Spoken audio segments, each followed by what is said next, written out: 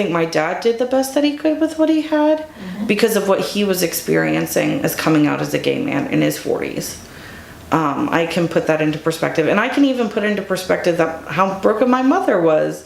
Like, the man she intended to be with the rest of her life turned out to be gay. Like, I can't imagine what that would be like for her.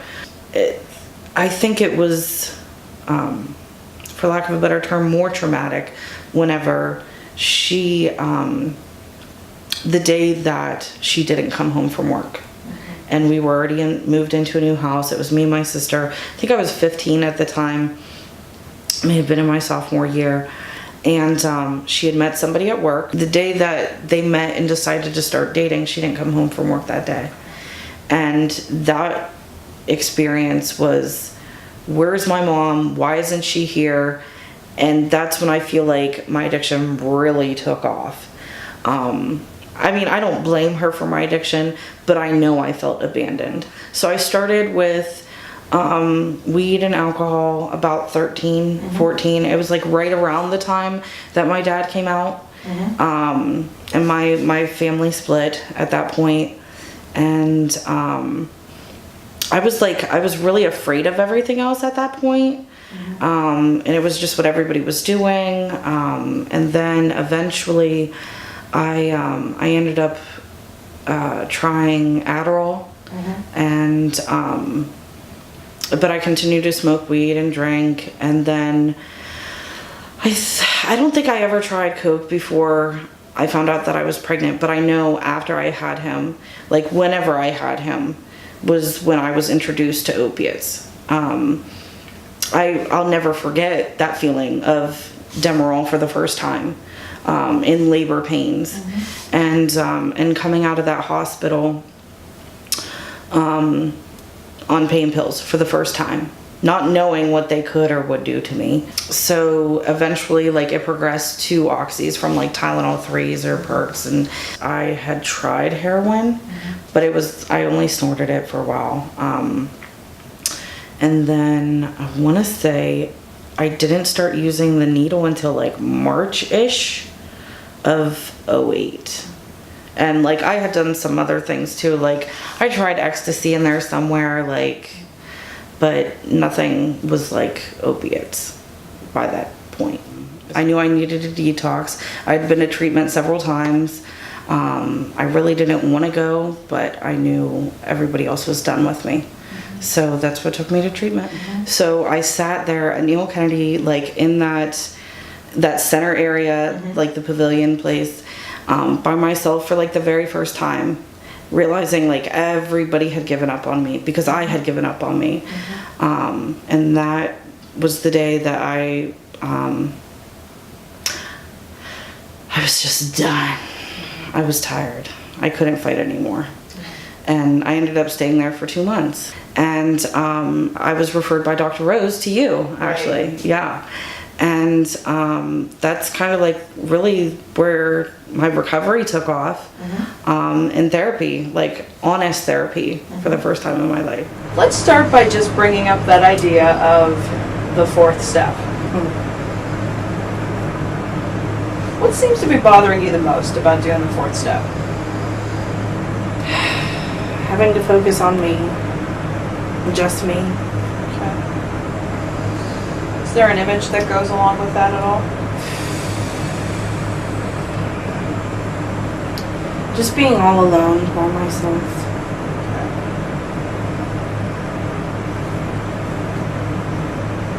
When you think about having to focus on me, being alone by yourself, is there a negative belief about self that's popping up?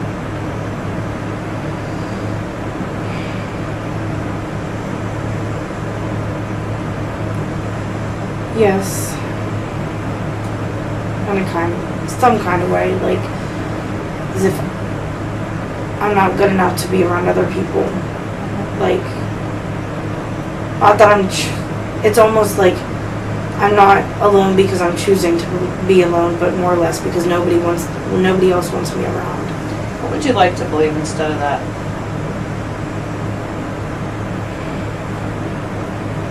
That I'm needed and wanted in other people's lives.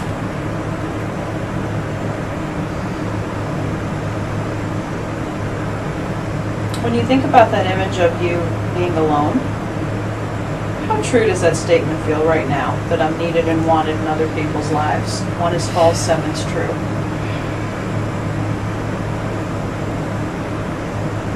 Like right in the middle, like Okay. 4 or 5. Cool. Any emotions coming up?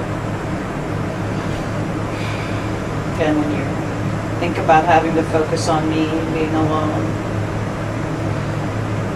Very uncomfortable, very uneasy. Just Where's the intensity of that right now, 0 to 10? like everywhere, but mostly in my chest. Okay, so it's in your body, in your chest. At what intensity? If 0's no intensity, 10's the worst you can imagine. 5. Okay. All right, we're going to get rolling. Again, this is regarding your 4th step block and having to focus on me. Notice your chest. Notice the image of yourself alone and the negative belief that I'm not good enough to be around others. Just notice what happens.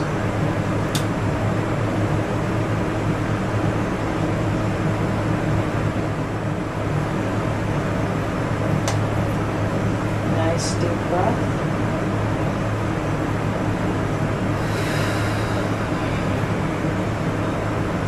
What's coming up, Jill? I don't know why, but just that I'm sponsoring someone right now.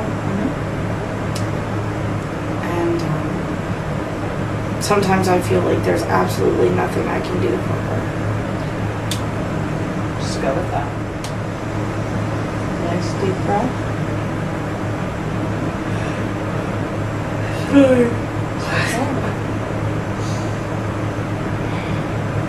What's coming up?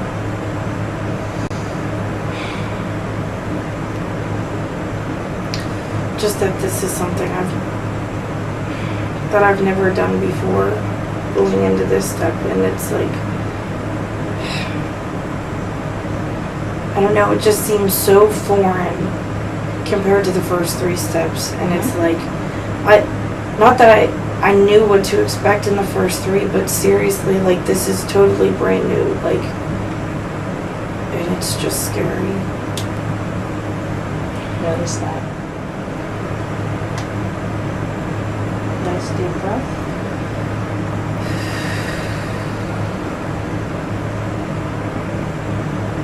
What's coming up?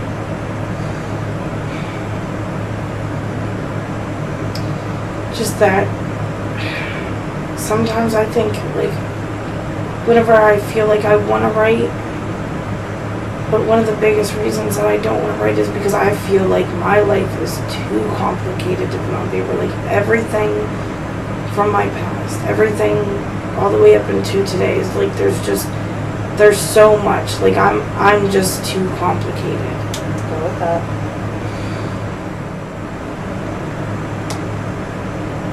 Nice deep breath.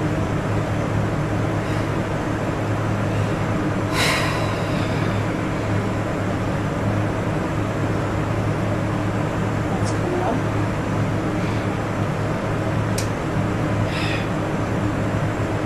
But what I just need to do is just do it, just write, no matter what comes out.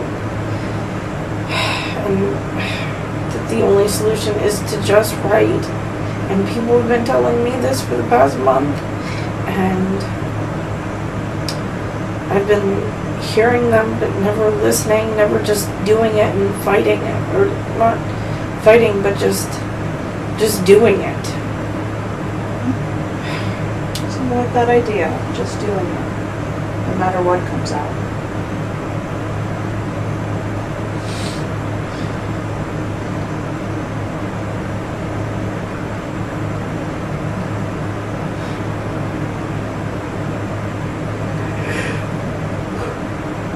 Sorry. What's coming up? Just the word fear, because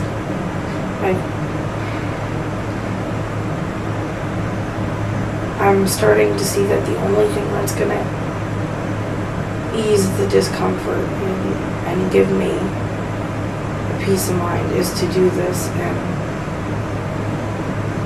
I'm not necessarily gonna be facing my fears, but because they're always gonna be there. I'm still gonna have my fears about doing this because it's changed, it's different, it's new, but for me, just being fearless is to just walk through it anyway. Just do it anyway.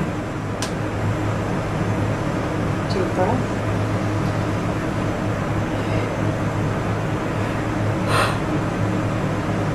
Sorry. It's okay, I'll let you again.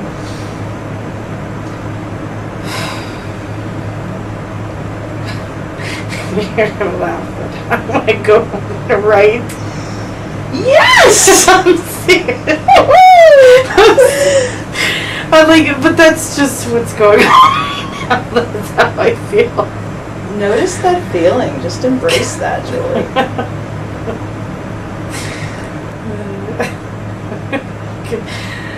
Even though my eyes are shut, I see your excitement. Deep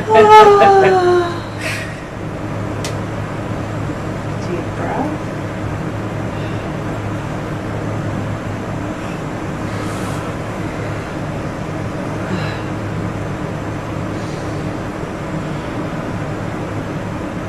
And what's coming up?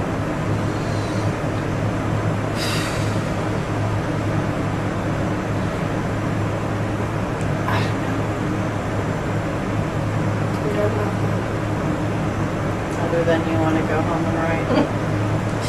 That's where I'm at. Like, I looked forward to coming in and doing it because I knew that healing was going to be involved somehow. Whether we were going to tackle a core belief or whether we were going to tackle whatever happened over the last month or whatever happened over the last week. I knew that there was going to be some healing on the other side of that somehow that day. And I didn't know what kind of resolve I would get to. I didn't know what it would be, but I knew it was going to be better than whenever I came in. At first though, like I didn't know what to think of it because like these things are just in my hand, you know what I mean? But it turned into like a meditation. I still use it. Like even though I don't have those things, like the tapping back and forth, it helped me get through meetings that I was anxious in whenever I felt like I had social anxiety. It helped me bring back the focus to me and grounding, like just going through that. So I could kind of take myself back to that safe place at any moment.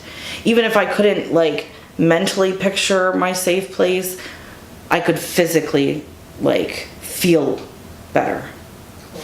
And what is your memory of how it helped you through the fourth step? Oh my goodness.